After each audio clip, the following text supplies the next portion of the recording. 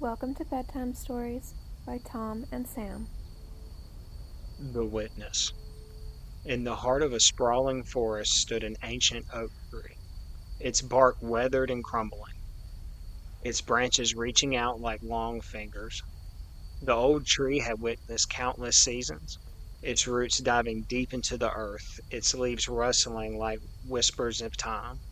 One autumn day, as the leaves turned a fiery color, the old tree dropped an acorn from its outstretched branch. The acorn, small and insignificant, landed on the soft forest floor, nestled among fallen leaves. The old tree watched over the acorn, its roots sensing the tiny life within. Through the changing seasons, the old tree observed the acorn's transformation. In spring, it sprouted a delicate shoot reaching to the sunlight. In the summer, it grew stronger, its leaves unfolding like tiny hands. As the years passed, the old tree watched the sapling grow into a sturdy young tree, its branches reaching towards the sky, its roots anchoring it firmly into the earth. The old tree felt a sense of pride, knowing that it had played a part in the contribution of life. One winter, the old tree's leaves turned brown and withered, falling to the ground like spent petals. Its branches grew brittle, its trunk hollow. The tree knew its time had come.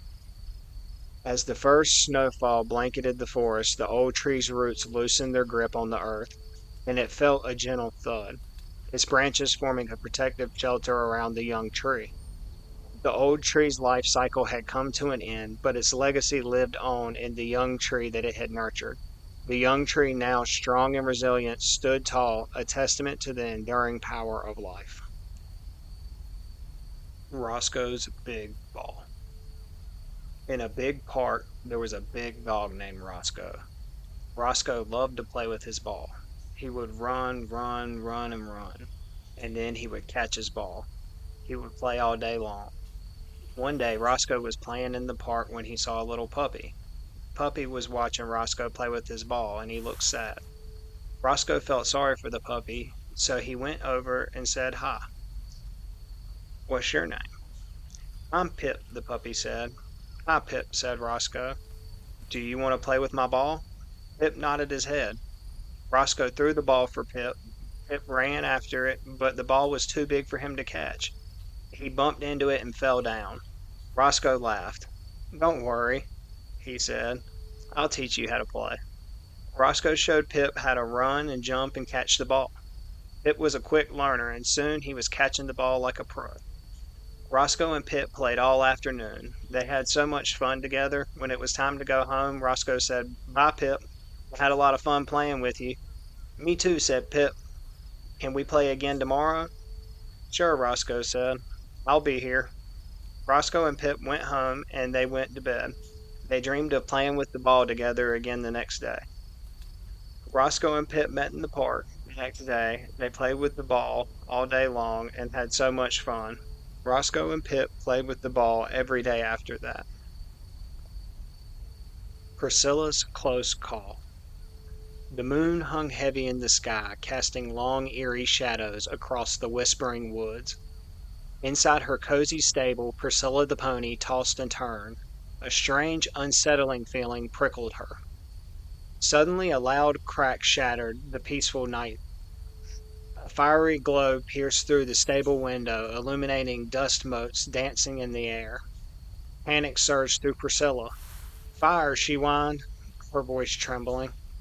The stable door burst open, smoke blowing in. "Run, Priscilla, run!" cried her stable boy, coughing. Priscilla didn't hesitate. She bolted from the stable, hooves pounding against the dirt. The forest was ablaze, a terrifying inferno of crackling flames and choking smoke. Trees groaned and snapped, their leaves turning to ash. Priscilla galloped through the undergrowth, dodging falling branches and leaping over burning logs. The heat was unbearable, scorching her coat. Tears streamed down her face, but she didn't stop. She had to escape. She saw a glimmer of hope, a small winding stream. With a burst of speed, she plunged into the icy water to cool herself off and wash the water over her. Panting and exhausted, she emerged from the stream, her coat dripping. The fire raged on, but she was safe for now. She looked back at the burning forest. Her heart ached for her home. As dawn approached, the fire began to subside. Priscilla, weak but determined, continued to run, searching for help. Finally, she reached the edge of the woods where she was found by a kind farmer. The farmer took her in, offering her food and shelter. Priscilla, safe and sound, looked back at the charred remains of the Whispering Woods. She knew that she had faced a terrible danger, but she also knew that she was strong and brave.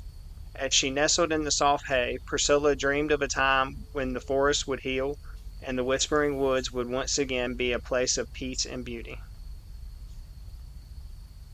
Queen Ant. The sun shone brightly on the ant hill. Inside, tiny ants scurried about. "We must gather food," shouted the queen ant. "Winter is coming and we need to be strong."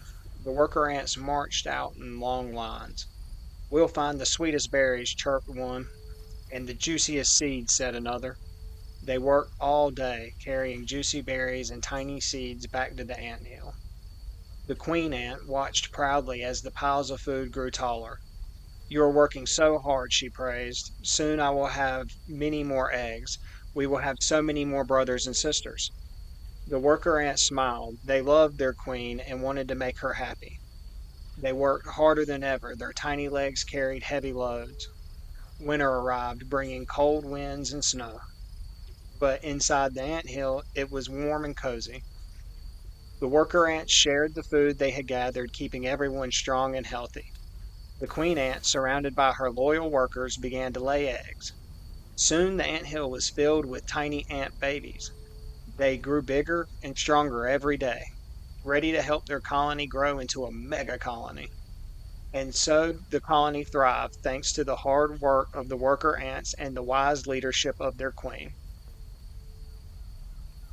Leapy the Leaping Frog. Once upon a time, in a pond full of lily pads and buzzing dragonflies, lived a frog named Leapy. Leapy loved to jump. He jumped from lily pad to lily pad. He jumped over little twigs, and he even tried to jump over his mama, which didn't work very well. Leapy had a big dream. He wanted to jump all the way across the entire pond. It was a very big pond, much too big for any frog to jump across in one leap. But Leapy didn't give up. Every morning, Leapy woke up early and started practicing. He would stretch his long legs, wiggle his toes, and then boing, he would jump as far as he could. Sometimes he landed on a lily pad, sometimes he landed in the water with a splash.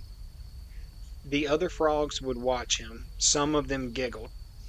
"Leapy will never jump across the whole pond," they croaked. "It's impossible." But Leapy didn't listen. He just kept practicing. He jumped and jumped and jumped. He jumped in the sunshine. He jumped in the rain. He even jumped when the wind blew the lily pads around.